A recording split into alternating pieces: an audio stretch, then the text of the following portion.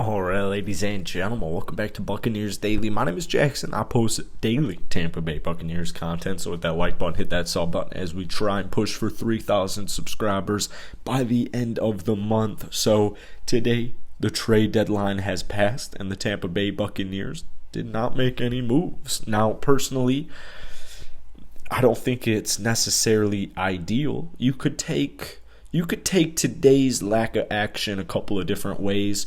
Most notably, you have, and I like to take this route, the more optimistic take, is the Buccaneers like what they have. All they feel they need to do is keep building the chemistry, keep doing what they got to do, keep doing what they're going to do, get healthy, and the rest should take care of itself. You have Tom Brady, you got TB12 as your QB1, so you have that. You have a really solid defense. The defense just has to get healthy. The offensive line just has to get healthy. We don't want to mess with any chemistry. We don't want to mess with any future draft compensation. We don't want to get rid of any players. We like what we have, and we're going to move on forward.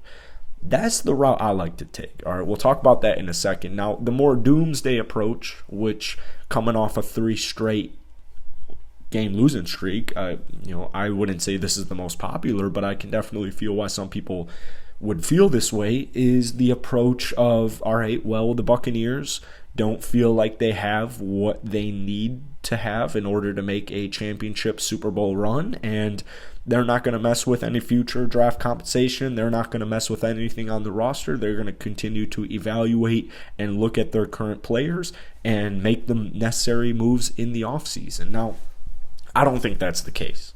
I really don't. The whole Tom Brady and Giselle divorce, that's a whole thing in its own. However, the way I view Tom Brady is a competitor. And as long as you're in the playoff hunt, which is pretty much every season if Tom Brady is your quarterback, I guess except right now, you have a shot.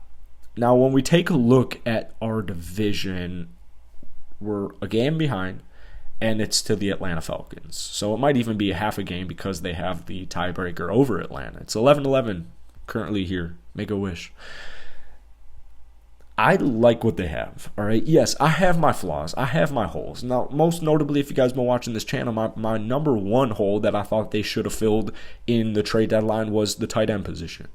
I don't even feel, even if Cameron Brate didn't have a sprained neck, even if he was fully healthy right now, I still don't feel great about their tight end room. I like Cade Otton. In fact, I love Cade Otton. I love his future potential. I just don't think he's a difference maker on the offensive end quite yet. Kyle Rudolph was a huge move, in my opinion, when they made the move. However, what happens anytime Kyle Rudolph steps into the game? His age shows. He's slow, and his age just shows. He'll drop a catch, or he will mess up a block, and they will just bench him for the rest of the game. So I'm still very hopeful Gronkowski comes back, although, I know that's just kind of a pipe dream at this point in the season. We haven't had, any rumors to believe or any reason to believe that Gronkowski will be back in a Buccaneers uniform other than just that's how I feel. Also, you have the offensive line. I guess the Buccaneers are thinking we need either more reps or a combination of just more reps. We need to find our starting group, and we need to get healthy. And with the get healthy part, I can't really argue that. The same thing applies to the defensive line. I like who they have.